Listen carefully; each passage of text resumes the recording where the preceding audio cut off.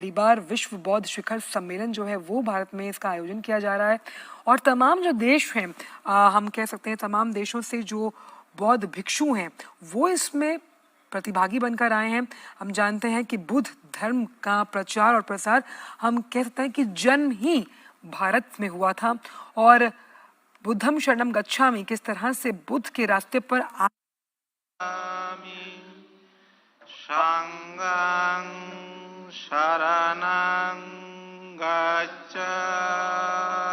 आइए करतल ध्वनि से स्वागत करें हमारे यशस्वी प्रधानमंत्री जी का, यहां उपस्थित विद्वान धर्माचार्यों का।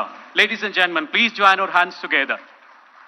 परम आदरणीय बौद्ध भिक्षुओं द्वारा उच्चारित मंगलाचरण के दिव्य सुरों के मध्य शाक्य मुनि की प्रतिमा पर पुष्पांजलि अर्पित करने के पश्चात माननीय प्रधानमंत्री जी हमारे बीच उपस्थित हैं। मंगलाचरण विश्व के मंगल की आकांक्षाओं को, दुनिया के कल्याण की प्रार्थनाओं को खुद में समाहित किए महात्मा बुद्ध के विश्व शांति के संदेश को गुंजित करते हुए। नमस्कार ladies and gentleman, on behalf of ministry of culture, the government of India, we welcome the Honorable Prime Minister of India, Shri Narendra Modi ji, on this momentous occasion of Global Buddhist Summit 2023.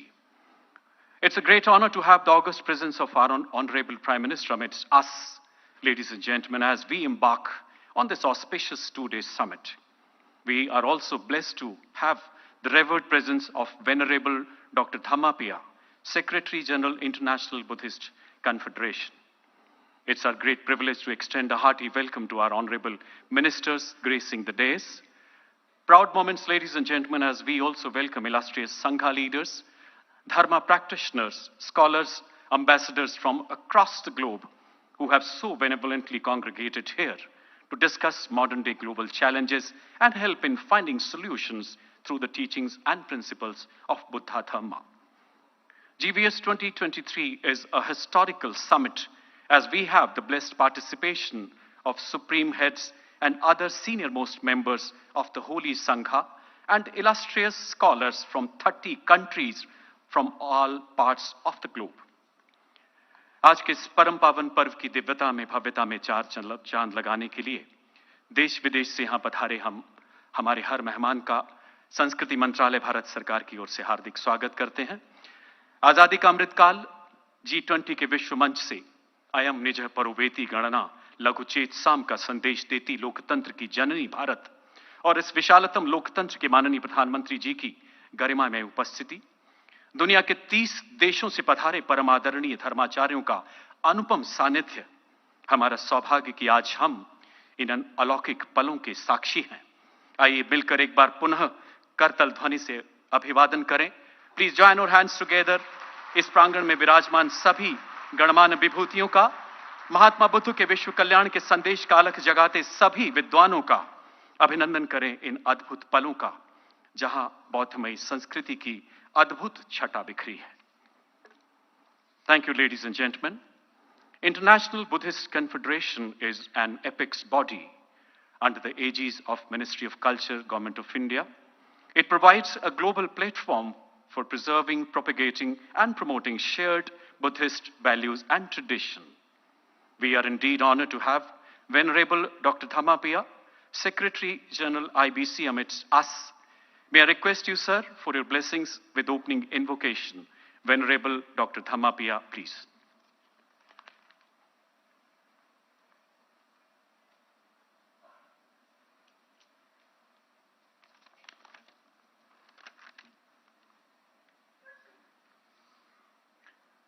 Supavatam Sabbham Namami. Andhabhuto ayang loko tanukhitta vipassati sakunto jhalamuttava appo saghaya gacchati. When there is darkness, we need light.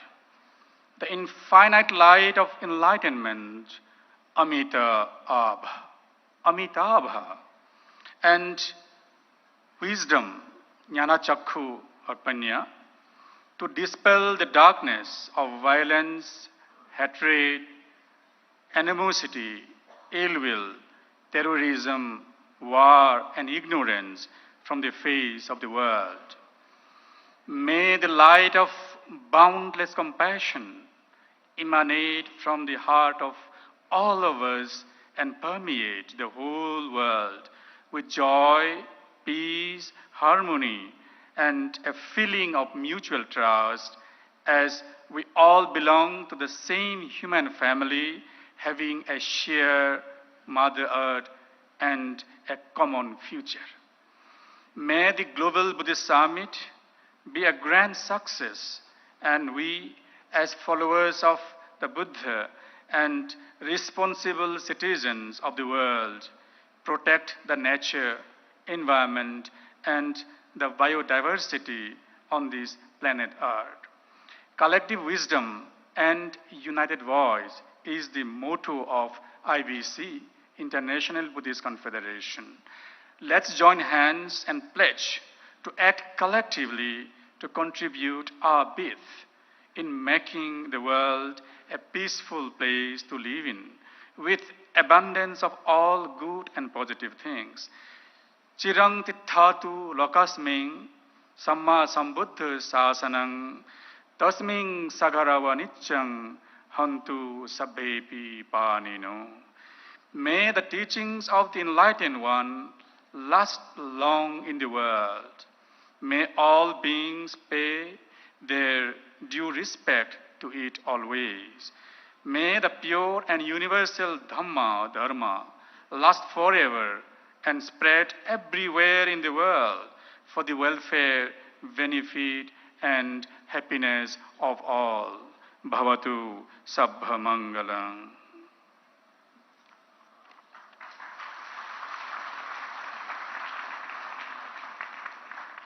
Thank you, Venerable Dr. Thamapia, for your blessings through the most auspicious inaugural invocation.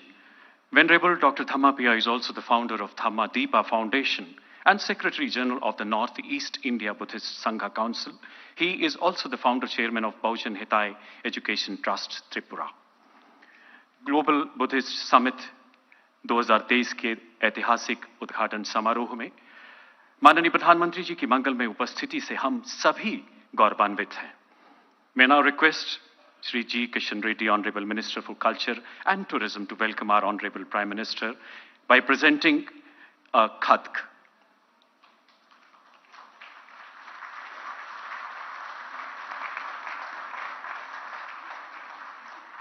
We'll also request the Honorable Prime Minister to accept a memento. The khadk, ladies and gentlemen, a traditional scarf in Bauddha Dharma, symbol of reverence and gratitude. And memento is a replica of Nalanda's seal that reminds us of our glorious history and rich cultural heritage. Nalanda, as we all know, is a temple of knowledge, one of the greatest seats of Dhamma for nearly 700 years. May now request Sri G. Kishan Reddy, Honorable Minister for Culture and Tourism, for the welcome address, please.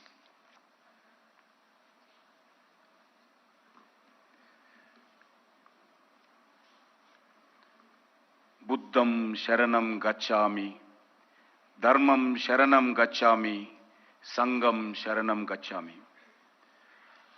इस 2 दिवसीय first global Buddhist summit में दुनिया भर से आए सभी बौद्ध गुरुओं को और सभी बुद्ध संस्थाओं के प्रतिनिधियों को मैं सादर नमन करता हूं. मंच पर विराजमान भारत के यशस्वी प्रधानमंत्री परम आदरणीय श्रद्धेय श्री नरेंद्र मोदी जी, केंद्रीय मंत्रिपरिषद के सदस्य किरण रिजवी जी, अर्जुन राम मेघवाल जी, श्री मीनाक्षी लेखी जी और एमिनेंट स्कॉलर्स ऑफ इंटरनेशनल संघ leaders, vulnerable Monks, prominent Buddhist followers, बौद्ध धर्म के सभी प्रचारक, peoples from Indian संघ communities, respected ambassadors and diplomats, सभी अधिकारीगण और मीडिया के मित्रों और यहाँ उपस्थित देवियों सज्जनों, आप सबको सादर प्रणाम करते हुए मैं भारत सरकार की ओर से मैं स्वागत करता हूं. आज ग्लोबल बुद्धिस्ट समिट उद्घाटन भारत के यशस्वी प्रधानमंत्री माननीय नरेंद्र मोदी जी के कर कमलों द्वारा होना हम सब के लिए गर्व की बात है. इस फर्स्ट ग्लोबल समिट का आयोजन आजादी के अमृत महोत्सव के अंतर्गत इंटरनेशनल बुद्धिस्ट कॉन्फेडरेशन के सहयोग से भारत सरकार द्वारा किया जा रहा है। इस दो दिवसीय फर्स्ट ग्लोबल बुद्धिस्ट समिट का theme responses to contemporary challenges philosophy to practice रखा गया है। इस ग्लोबल बुद्धिस्ट समिट में दुनिया के अलग अलग 30 देशों से मोर देन 30 कंट्रीज लगभग 170 इंटरनेशनल डेलीगेट्स हिस्सा ले रही हैं। साथ ही विभिन्न देशों के एम्बेसडर्स और डिप्लोमेट्स इस समिट में भाग ले रही हैं और इस 2 दिवसीय ग्लोबल बुद्धिस्ट समिट में peace, environment, morality, health, sustainable development और बुद्धिस्ट कॉन्फेडरेशन जैसे विषयों पर विस्तृत चर्चा होगी। इस 2 दिवसीय समिट में हम 5 अलग अलग एग्जीबिशंस का भी प्रदर्शन कर रही हैं। इस समिट में बौद्ध भिक्षुओं के साथ साथ हमें कई महान दार्शनिक और प्रमुख लोगों का मार्गदर्शन इस 2 दिन में मिलने वाला है। ग्लोबल बुद्धिस्ट समिट सिर्फ भारत के लिए नहीं बल्कि विश्व कल्याण के लिए भारत के यशस्वी प्रधानमंत्री नरेंद्र मोदी जी सरकार का एक बहुत बड़ा इंटरनेशनल इनिशिएटिव है। ग्लोबल बुद्धिस्ट समिट के दुनिया के अलग अलग देशों के बीच में हमारे सांस्कृतिक और डिप्लोमेटिक रिलेशंस को भी मजबूत करने में मदद करेंगे। माननीय प्रधानमंत्री जी ने दुनिया के कई मंचों से अलग अलग समय पर इस बात को कहा कि दुनिया के प्रमुख चुनौतियों का समाधान बौद्ध जीवन दर्शन से ही हो सकता है। ये ग्लोबल बुद्धिस्ट समिट उस दिशा में एक सफल प्रयास है और आदरणीय प्रधानमंत्री नरेंद्र मोदी जी के मार्गदर्शन में भारत ने बौद्ध दर्शन के प्रचार प्रसार के लिए अनेक अलग अलग कार्यक्रम कर रही हैं। हमने बुद्ध उत्सवों को गवर्नमेंट ऑफ इंडिया के राष्ट्रीय स्तर पर हर साल उत्सव मनाते हैं, चाहे वो बुद्ध पूर्णिमा हो या फिर आषाढ़ पूर्णिमा हो। भारत सरकार दुनिया भर से आने वाले बौद्ध भिक्षुओं के लिए उत्तर प्रदेश में कुशीनगर इंटरनेशनल एयरपोर्ट का निर्माण किया है। आदरणीय प्रधानमंत्री जी स्वयं उस एयरपोर्ट का उद्घाटन किया जाए। भारत सरकार बुद्ध भगवान की जयंती पर लुम्बिनी जो नेपाल में है इंटरनेशनल मॉन्यूमेंट के रूप में विकसित करने का निर्णय किया है। इस इंटरनेशनल मॉन्यूमेंट का निर्माण के लिए भूमि पूजन श्री नरेंद्र मोदी जी के कार्यक्रमों के द्वारा पिछले साल संपन्न हुआ है। Government of India promotes various Buddhist both और within country and international. We are developing all the Buddhist monuments. Bharat सरकार ने बुद्ध सर्किट के नाम पर सभी भगवान बुद्ध के जो प्रमुख तीर्थ स्थान है उसमें दर्शन करने के लिए भारत गौरव यात्रा के स्पेशल ट्रेन्स भी चला रहे हैं। इसके अलावा देश में 3 डीम्ड यूनिवर्सिटी बुद्धिस्ट एजुकेशन देने में अपना भूमिका निभा रही हैं और अलग अलग बुद्धिस्ट संस्थाओं का भारत सरकार के द्वारा हर तरह प्रोत्साहित कर रही हैं। अंत में एक बार फिर दुनिया से सबसे बड़े आबादी और सबसे बड़े बजट तंत्र के वाले देश के 140 करोड़ भारतीयों की ओर से मैं आए हुए सभी प्रतिनिधियों का, सभी बौद्ध गुरुओं का हार्दिक स्वागत करता हूं। We pray to you to bless the earth. We pray to you bless India. We pray to you bless the people. We pray to you bless our Prime Minister Narendra Modi ji. India is a birthplace of Buddhism. India is the land of Buddhism. Jai Hind. Thank you.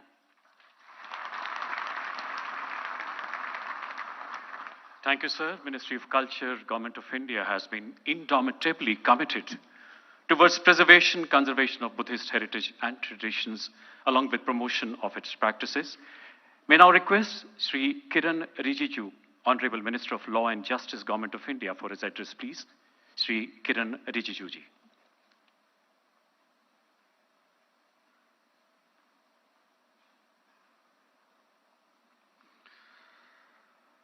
Honorable Prime Minister of India, Sri Narendra Modi ji, Union Ministers present on the occasion, Sri G. Kishan Reddy ji, Arjun Ram Meghwal ji, Srimati Meenakshi Lekhi ji, the Secretary General of the International Buddhist Confederation, Dr. Dhammapiya ji, the most venerable members of the Mahasangha, the senior political leaders present here, members of the diplomatic community, dignitaries from different countries, erudite Buddhist scholars, Dhamma practitioners, media persons, ladies and gentlemen. Greetings and Namami to all. Welcome to the Global Buddhist Summit. I'm deeply honored to have this opportunity to participate at the Global Buddhist Summit 2023. As we gather here today, we are reminded of the universal teachings of the Lord Buddha and the significance of his Dhamma that foster wisdom, well-being, and the world peace with compassion. I find myself fortunate to have been associated with the IBC since its inception. I have been seeing the IBC growing and promoting the Buddha legacy as an umbrella body both in India and at the world at large. The support from the Mahasangha world over and the Supreme Patriarchs, Sangha Nayaks, meditation masters, various Buddhist associations, monastic bodies, learned Buddhist scholars have brought us to this historic day when we are all witnessing this auspicious day happening. It is very appropriate to see the theme of this Global Buddhist Summit, responses to the contemporary challenges, philosophy to the praxis, and that the summit is divided into two separate parallel sessions, a Sangha session and an academic session with diverse sub-themes such as Buddha Dhamma and peace, environmental crisis, health and sustainability, preservation of Nalanda Buddhist tradition, Buddha Dhamma pilgrimage, living heritage, and Buddha relics, etc. We know that the Buddha Dhamma is not just a religion, it is a way of life that emphasizes compassion towards all beings. It is also addressing the most pressing issues facing our world today, and that is the well-being of the people. The Dhamma has much to teach us about the way as to how to live in peace, happiness, and harmony within the natural world. The teachings of impermanence and interdependence remind us that everything in this world is changing and are interconnected, and that our actions have consequences not only on us, but the world outside. We must learn to live in a way that is sustainable and respectful of the earth and its resources. First of all, I would like to acknowledge, and it's very heartwarming to see that so many dignitaries across the globe are here, and in the august presence of Honorable Prime Minister Sri Narendra Modi ji, we are witnessing this historic event.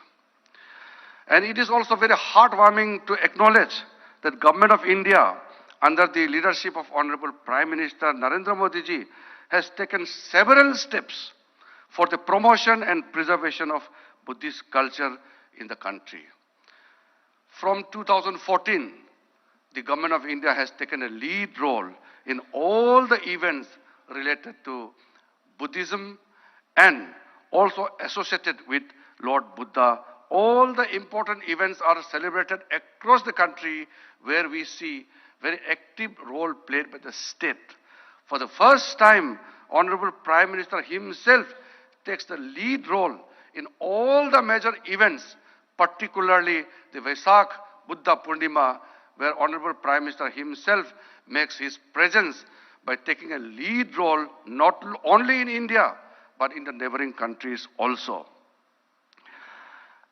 For the first time, I can proudly say that India, as a birthplace of Lord Buddha, is doing its duty.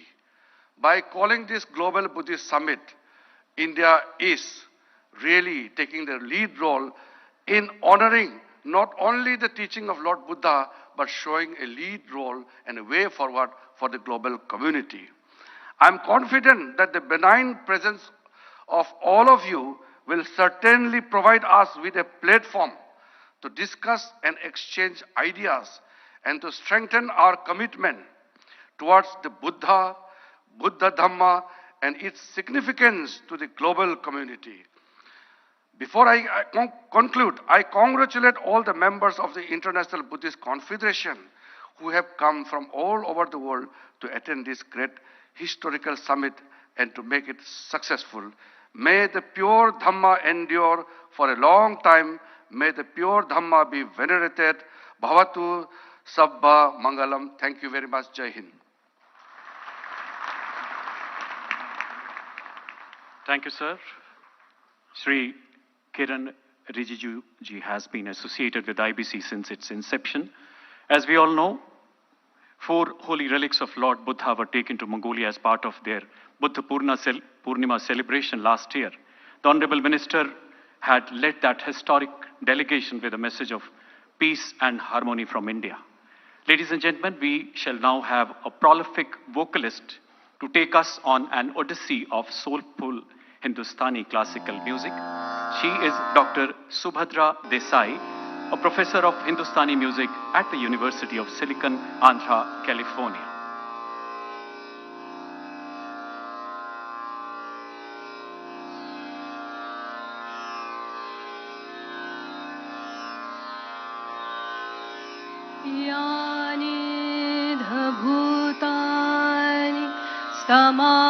समागतानि भुम्मानि वायानि व अन्तरिक्षे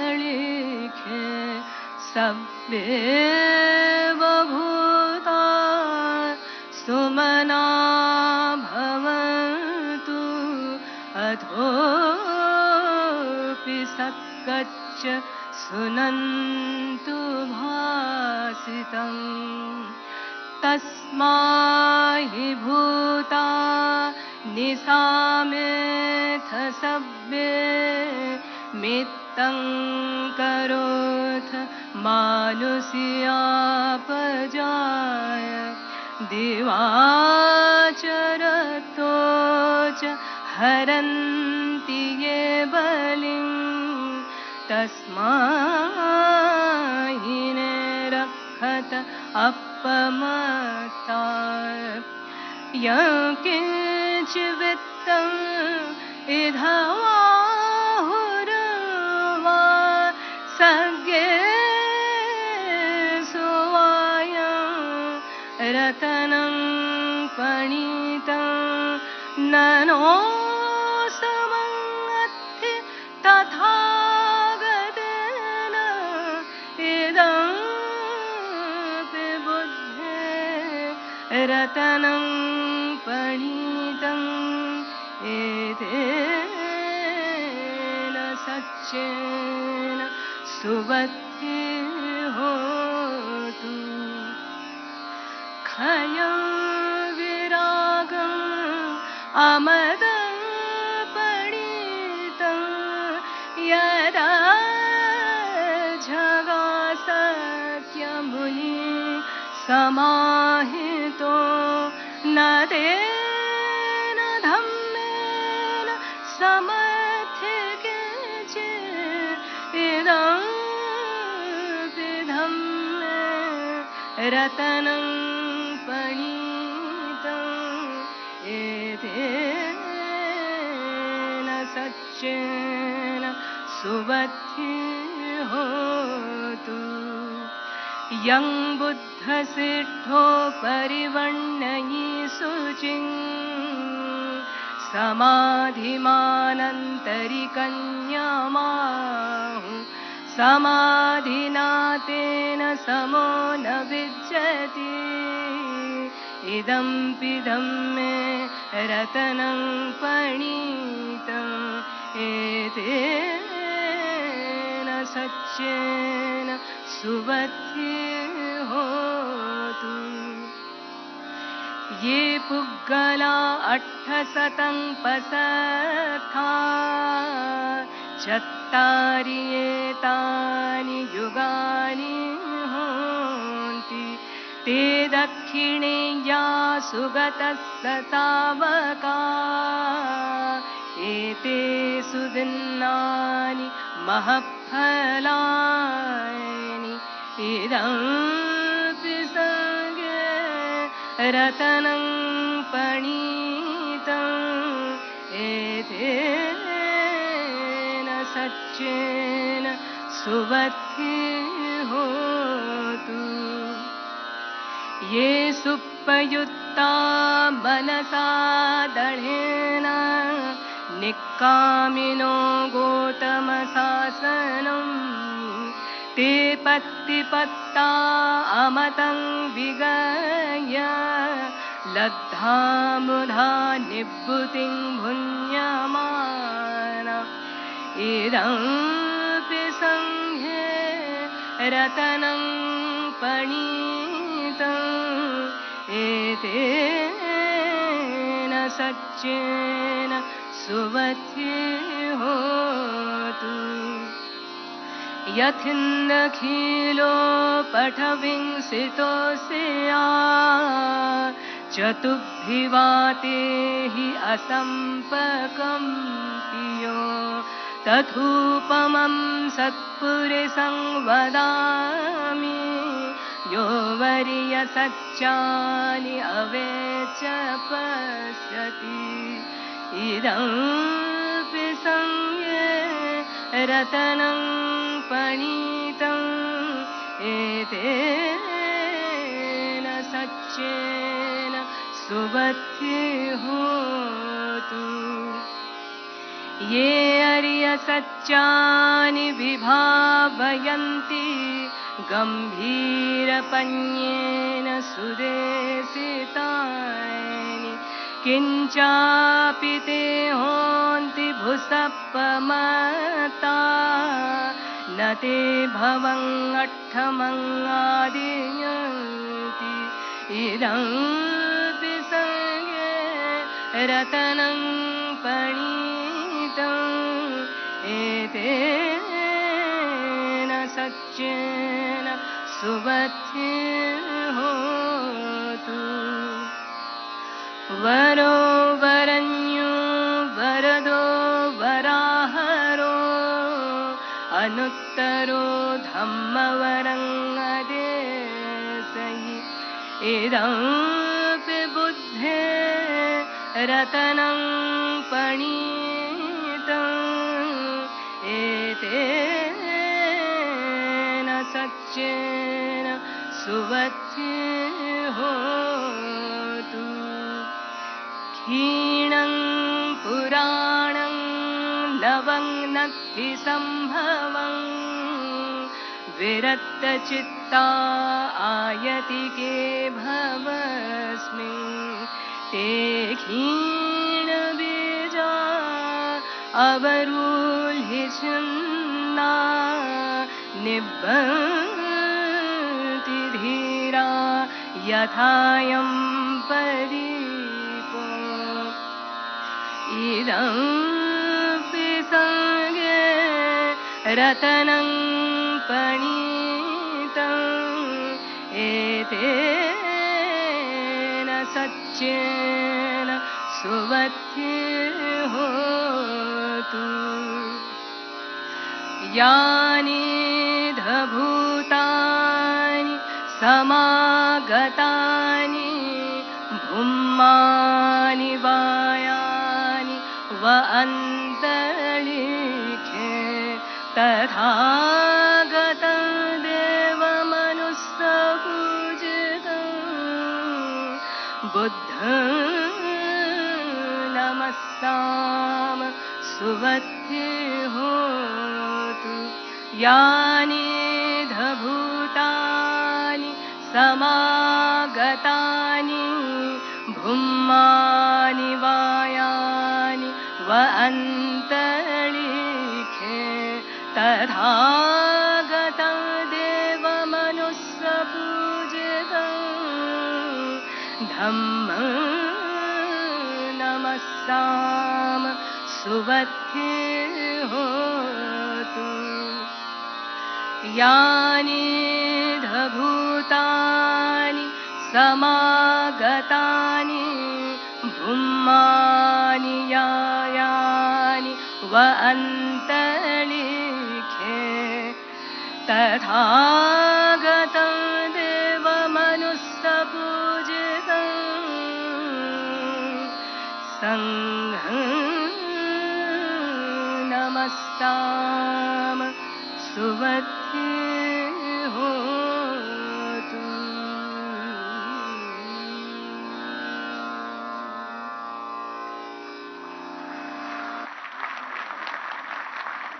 This was a presentation on a Buddhist discourse in Sanskrit and Pali, extolling the characteristic of three Ratnas of the enlightened Buddha, the teaching Dhamma, and the noble community of disciples, Sangha. शास्त्रीय संगीत के माध्यम से बौद्ध धर्म के तीन रत्नों यानी बुद्ध, धम्मा और संघ को प्रतिबिंबित करती है प्रस्तुति.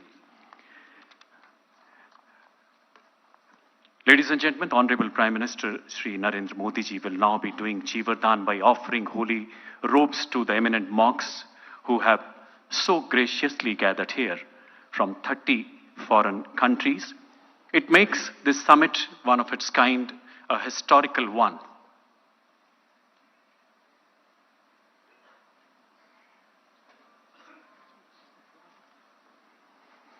Jivardhan is one of the ancient tradition of Buddha Dhamma to seek blessings of the distinguished monks.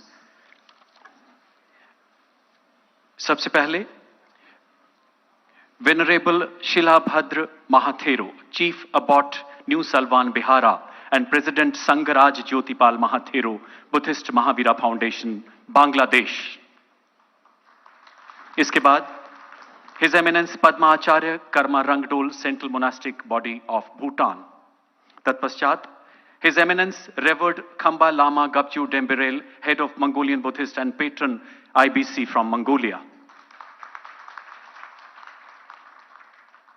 Then we have Most Venerable Sayadaw Dr. Ashin Nyanisara, Chancellor, Sitaku International Buddhist Academies, Myanmar. Please join our hands together.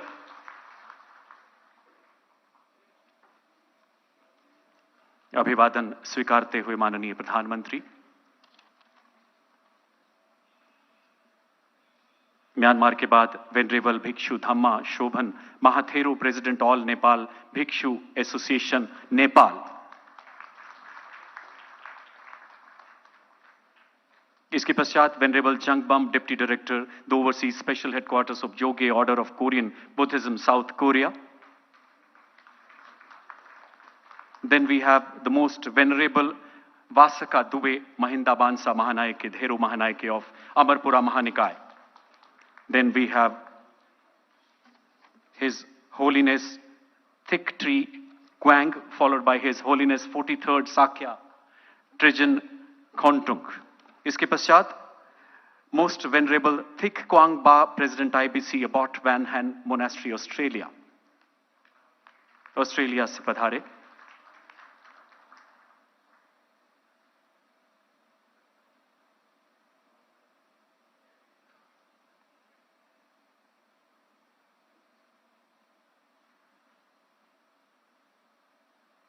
Venerable Bhikkhu Nandi Sena, President IBC, Abbot Dhamma Vihara, Mexico. Then we have His Eminence Khamba Lama Dr. Dambajab Choijiljab, Chief Abbot Zun Khuri, Mongolia.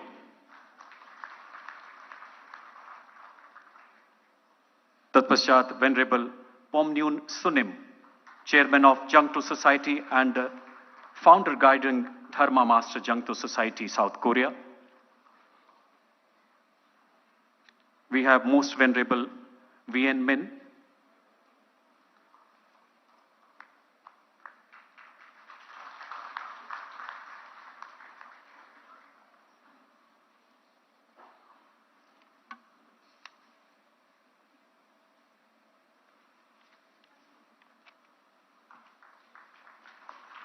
His Eminence Kyabje Yongzin from India, Venerable 20th Bakula Rinpoche Stenzin Zikmit Bangshuk from India.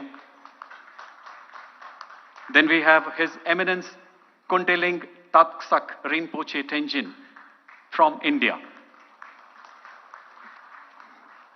असीम श्रद्धा भाव के साथ जीवदान की प्राचीन परंपरा के माध्यम से श्रद्धेय बौद्ध भिक्षुओं को नमन कर उनके आशीर्वाद से अनुग्रहित माननीय प्रधानमंत्री जी अब मंच पर अपना स्थान ग्रहण करेंगे।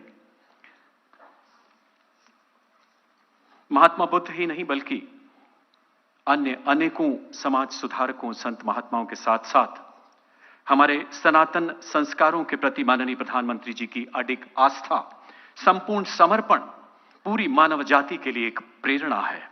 एक ऐसी प्रेरणा जिसमें समय और सीमाओं की परिधि से परे सर्वे संतु निरामया का दिव्य संदेश निहित है।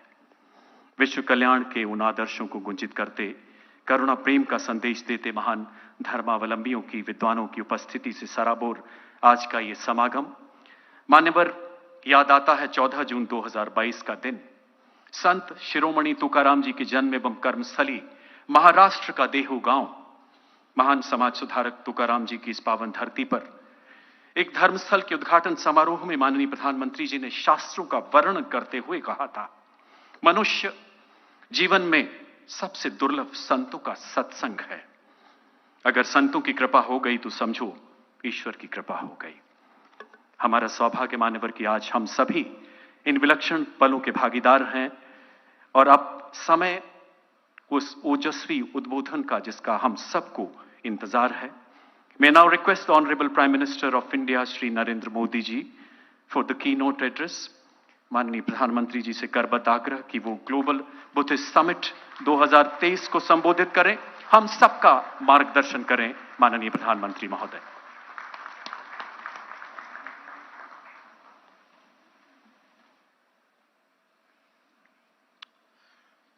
नमो बुद्धाय। कार्यक्रम में उपस्थित केंद्रीय मंत्रिमंडल के सदस्य श्रीमान किरण रिजिजू जी, जी किशन रेड्डी जी, अर्जुन राम मेघवाल जी, मीनाक्षी लेखी जी, इंटरनेशनल बुद्धिस्ट कॉन्फ्रेंस के सेक्रेटरी जनरल, देश विदेश से यहाँ पधारे और हमारे साथ जुड़े हुए सभी पूज्य भिक्षुगण, अन्य महानुभाव, देवी और सज्जनों, ग्लोबल बुद्धिस्ट समिट के इस पहले आयोजन में आप सभी दुनिया के कोने कोने से आए हैं। बुद्ध की इस धरती की परंपरा है अतिथि देवो भव, अर्थात अतिथि हमारे लिए देवता के समान होते हैं। लेकिन भगवान बुद्ध के विचारों को जीने वाले इतने व्यक्तित्व जब हमारे सामने हो तो साक्षात बुद्ध की उपस्थिति का एहसास होता है, क्योंकि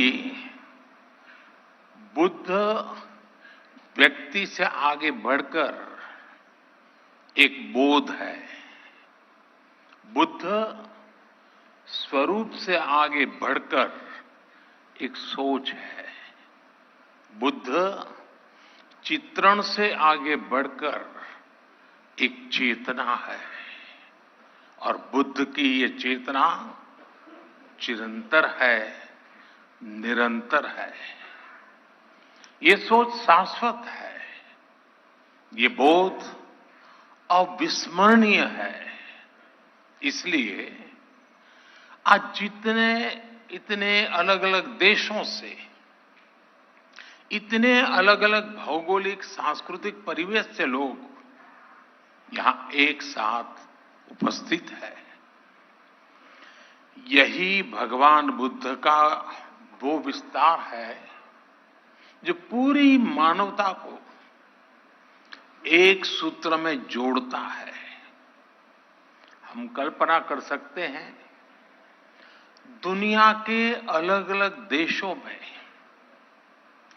बुद्ध के करोड़ों अनुयायियों का ये सामर्थ्य जब एक साथ कोई संकल्प लेता है तो उसकी ऊर्जा कितनी असीम हो जाती है।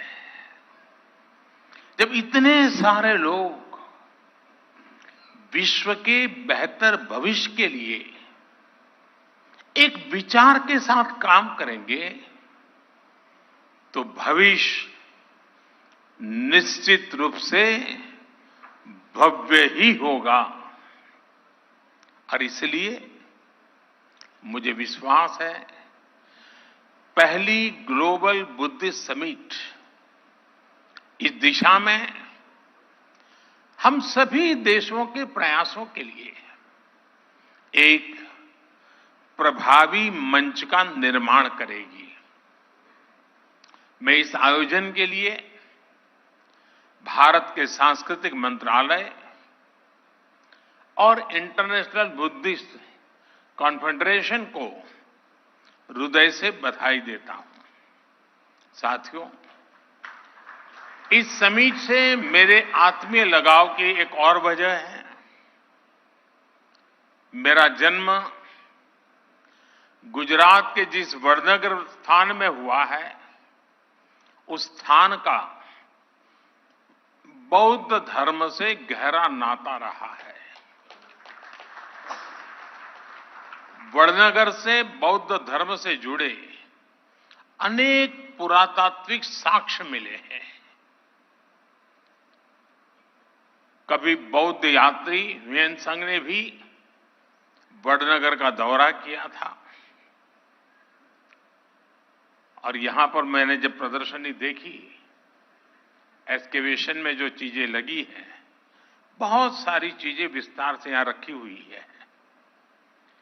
और संयोग देखिए कि जन्म मेरा वडनगर में हुआ और काशी का मैं सांसद हूं और वहीं सारनाथ भी स्थित है। साथियों, ग्लोबल बुद्धिस्ट समिट की मेजबानी का एक ऐसे समय में हो रही है जब भारत ने अपनी आजादी के 75 वर्ष पूरे किए हैं। भारत अपनी आजादी का अमृत महोत्सव मना रहा है। इस अमृत काल में भारत के पास अपने भविष्य के लिए विशाल लक्ष्य भी है और वैश्विक कल्याण के लिए नए संकल्प भी है। भारत ने आज अनेक विषयों पर विश्व में नई पहल की है और इसमें हमारी बहुत बड़ी प्रेरणा भगवान बुद्ध ही है। साथियों, आप सभी परिचित है कि बुद्ध का मार्ग है परियक्ति, पटिपत्ति और पटिवेद, यानी थियोरी, प्रैक्टिस एंड रियलाइजेशन। पिछले 9 वर्षों में भारत इन तीनों ही बिंदुओं पर तेजी से आगे बढ़ रहा है। हमने भगवान बुद्ध के मूल्यों का निरंतर प्रसार किया है। हमने बुद्ध की शिक्षाओं को जन जन तक पहुंचाने के लिए एक समर्पण भाव से काम किया है।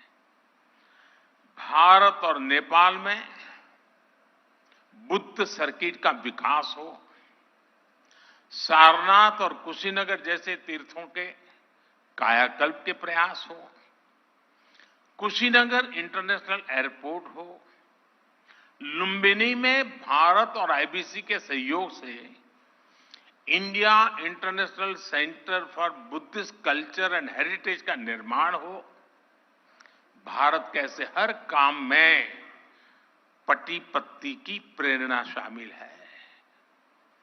ये भगवान बुद्ध की शिक्षाओं का प्रतिवेद ही है कि भारत विश्व के हर मानव के दुख को अपना दुख समझता है। दुनिया के अलग अलग देशों में पीस मिशंस हो या तुर्की के भूकंप जैसी आपदा हो, भारत अपना पूरा सामर्थ्य लगाकर हर संकट के समय मानवता के साथ खड़ा होता है, मम भाव से खड़ा होता है। आज भारत के 140 करोड़ लोगों की इस भावना को दुनिया देख रही है, समझ रही है और स्वीकार भी कर रही है। और मैं मानता हूं इंटरनेशनल बुद्धिस्ट कॉन्फेडरेशन का ये मंच इस भावना को नया विस्तार दे रहा है। ये हम सभी like minded and like hearted देशों को एक परिवार के रूप में बुद्ध धम्म और शांति के विस्तार के नए अवसर देगा। वर्तमान चुनौतियों को हम किस तरह से हैंडल करते हैं, इस पर चर्चा अपने आप में न केवल प्रासंगिक है, बल्कि विश्व के लिए इसमें उम्मीद की किरण भी समाहित है। हमें याद रखना है कि समस्याओं से समाधान की यात्रा ही बुद्ध की यात्रा है। बुद्ध ने महल इसलिए नहीं छोड़ा था क्योंकि उन्हें कोई कष्ट था। बुद्ध ने महल, राजसी ठाठ बाट उसे इसलिए छोड़ा था क्योंकि उनके लिए उपलब्ध सब सुख सुविधाओं के बाद भी दूसरों के जीवन में दुख था। यदि हमें विश्व को सुखी बनाना है तो स्व से निकलकर संसार, संकुचित सोच को त्याग कर समग्रता का ये बुद्ध मंत्र ही एकमात्र रास्ता है।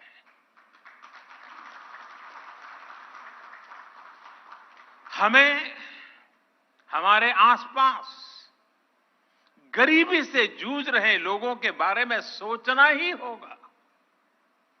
हमें संसाधनों के अभाव में फंसे देशों के बारे में सोचना ही रहेगा। एक बेहतर और स्थिर विश्व की स्थापना के लिए यही एक मार्ग है, यही आवश्यक है। आज ये समय की मांग है कि हर व्यक्ति की, हर राष्ट्र की प्राथमिकता अपने देश के हित के साथ ही विश्व हित भी हो, ग्लोबल वर्ल्ड इंटरेस्ट भी हो। साथियों, ये बात सर्वस्वीकार्य है कि आज का ये समय इस सदी का सबसे चैलेंजिंग समय है। आज एक और महीनों से दो देशों में युद्ध चल रहा है, तो वहीं दुनिया आर्थिक अस्थिरता से भी गुजर रही है। आतंकवाद और मजहबी उन्माद जैसे खतरे मानवता की आत्मा पर प्रहार कर रहे हैं। क्लाइमेट चेंज जैसी चुनौती पूरी मानवता के अस्तित्व पर आफत बनकर मंडरा रही है। ग्लेशियर्स पिघल रहे हैं, इकोलॉजी नष्ट हो रही है, प्रजातियां विलुप्त हो रही हैं। लेकिन इस सब के बीच हमारे आप जैसे करोड़ों लोग भी हैं जिन्हें बुद्ध में आस्था है, जीव मात्र के कल्याण में विश्वास है। ये उम्मीद, ये विश्वास ही इस धरती की सबसे बड़ी ताकत है। जब ये उम्मीद एकजुट होगी तो बुद्ध का धम्म विश्व की धारणा बन जाएगा, बुद्ध का बोध मानवता का विश्वास बन जाएगा। साथियों, आधुनिक विश्व की ऐसी कोई समस्या नहीं है जिसका समाधान सैकड़ों वर्ष पहले बुद्ध के उपदेशों में हमें प्राप्त न हुआ हो। आज दुनिया जिस युद्ध और अशांति से पीड़ित है, बुद्ध ने सदियों पहले इसका समाधान दिया था। बुद्ध ने कहा था, जयन वेरन पसवती, जयन वेरन पसवती, दुखन सेति पराजितो, उपसंतो सुखन सेति, हित्व जय पराजय। अर्थात जीत वैर को जन्म देती है और हारा हुआ व्यक्ति भी दुख की नींद सोता है। इसलिए हार जीत लड़ाई झगड़ा इन्हें छोड़कर ही हम सुखी हो सकते हैं। भगवान बुद्ध ने युद्ध से उबरने का रास्ता भी बताया है। भगवान बुद्ध ने कहा है, नहीं वेरेन वेरानी सम्मन्तिध उदाचन अवेरेन च सम्मन्ति एस धम्मो सनातनो। अर्थात वैसे बहुत बड़े कम शब्दों में बात बताई है, वैर से वैर शांत नहीं होता है, वैर अवैर से शांत होता है। भगवान बुद्ध का वचन है, सुखा संगस्य सामग्री समज्ञानम तपो सुखम। अर्थात संघों के बीच एकता में ही सुख समाहित है। सभी लोगों के साथ मिलजुल करके रहने में ही सुख है।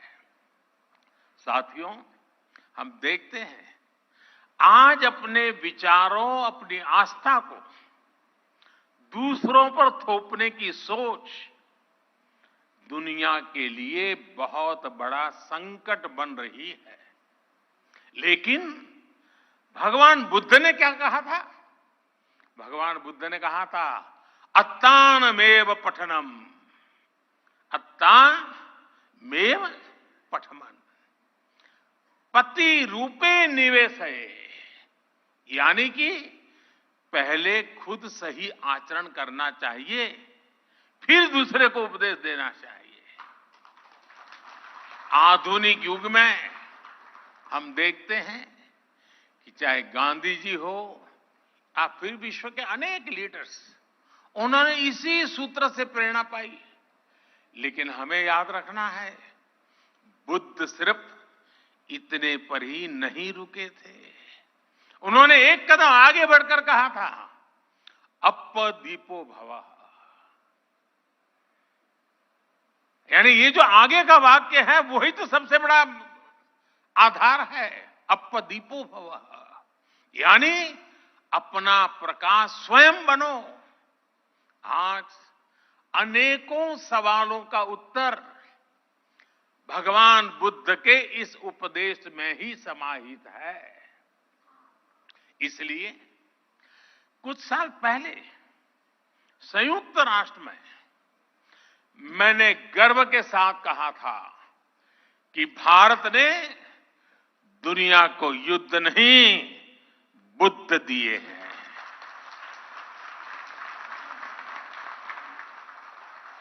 जहां बुद्ध की करुणा हो वहां संघर्ष नहीं, समन्वय होता है। अशांति नहीं, शांति होती है। साथियों, बुद्ध का मार्ग भविष्य का मार्ग है, सस्टेनेबिलिटी का मार्ग है। अगर विश्व बुद्ध की सीखों पर चला होता तो क्लाइमेट चेंज जैसा संकट भी हमारे सामने नहीं आता। ये संकट इसलिए आया क्योंकि पिछली शताब्दी में कुछ देशों ने दूसरों के बारे में, आने वाली पीढ़ियों के बारे में सोचना ही बंद कर दिया। दशकों तक वो ये सोचते रहे कि प्रकृति से इस छेड़छाड़ का प्रभाव उनके ऊपर नहीं आएगा। वो देश इसे दूसरों के ऊपर ही डालते रहे। लेकिन भगवान बुद्ध ने धम्म पद में स्पष्ट रूप से कहा है कि जैसे बूंद बूंद पानी से घड़ा भर जाता है, वैसे ही लगातार की हुई गलतियां विनाश का कारण बन जाती है। मानवता को इस तरह सतर्क करने के बाद बुद्ध ने यह भी कहा कि अगर हम गलतियों को सुधारें, लगातार अच्छे काम करें, तो समस्याओं के समाधान भी मिलते हैं। माव मय्येथ पुण्यस, माव मय्येथ पुण्यस न मन तन आगमिष्यति उद बिंदु निपाते न उद कुंभोपि पुरति धीरो पुरति पुण्यस थोकम थोकमपि आचिनन। अर्थात किसी कर्म का फल मेरे पास नहीं आएगा, ये सोचकर पुण्य कर्म की अवहेलना न करें। बूंद बूंद पानी गिरने से घड़ा भर जाता है, ऐसे ही थोड़ा थोड़ा संचय करता हुआ धीर व्यक्ति पुण्य से भर जाता है। साथियों, हर व्यक्ति का हर काम किसी ना किसी रूप में धरती को प्रभावित कर रहा है। हमारी लाइफस्टाइल है, चाहे जो हो, हम जो भी पहनते हो, हम जो भी खाते हो, हम जिस भी साधन से यात्रा करते हो, हर बात का प्रभाव होता ही होता है, फर्क पड़ता ही पड़ता है। हर व्यक्ति जलवायु परिवर्तन की चुनौतियों से लड़ भी सकता है। अगर लोग जागरूक होकर अपनी जीवन शैली में बदलाव करें तो इस बड़ी समस्या से भी निपटा जा सकता है। और यही तो बुद्ध का मार्ग है। इसी भावना को लेकर भारत ने मिशन लाइफ की शुरुआत की है। मिशन लाइफ यानी लाइफस्टाइल फॉर एनवायरनमेंट। ये मिशन भी बुद्ध की प्रेरणाओं से प्रभावित है, बुद्ध के विचारों को आगे बढ़ाता है। साथियों, आज बहुत आवश्यक है कि विश्व कोरी भौतिकता और स्वार्थ की परिभाषाओं से निकलकर भवतु सब मंगलम, इस भाव को आत्मसात करे। बुद्ध को केवल प्रतीक नहीं बल्कि प्रतिबिंब भी बनाया जाए, तभी भवतु सब मंगलम का संकल्प चरितार्थ होगा। इसलिए हमें बुद्ध के वचन को याद रखना है। मां निवत्त अभिक्कम, यानी do not turn back, go forward. हमें आगे बढ़ना है और लगातार आगे बढ़ते जाना है। मुझे विश्वास है हम सब साथ मिलकर अपने संकल्पों को सिद्धि तक लेकर जाएंगे। इसी के साथ आप सभी को एक बार फिर हमारे निमंत्रण पर यहां पधारने के लिए आभार भी व्यक्त करता हूं और इस 2 दिवसीय विचार विमर्श से मानवता को नया प्रकाश मिलेगा, नई प्रेरणा मिलेगी, नया साहस मिलेगा, नया सामर्थ्य मिलेगा। यही भावना के साथ मेरी आप सबको बहुत बहुत शुभकामनाएं हैं। नमो बुद्धाय।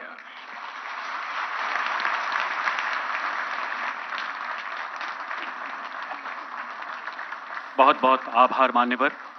संत महात्माओं का सानिध्य माननीय प्रधानमंत्री जी के हृदय के हमेशा बेहद करीब रहा है। यह तो धर्मस् ततो जय एवं सत्यमेव जयते की परंपराओं वाला हमारा भारत आपके प्रखर शीर्ष नेतृत्व में मानव संवेदनाओं के नए कीर्तिमान गढ़ रहा है। विश्व पटल पर भवतु सब मंगलम के नए आदर्श स्थापित कर रहा है।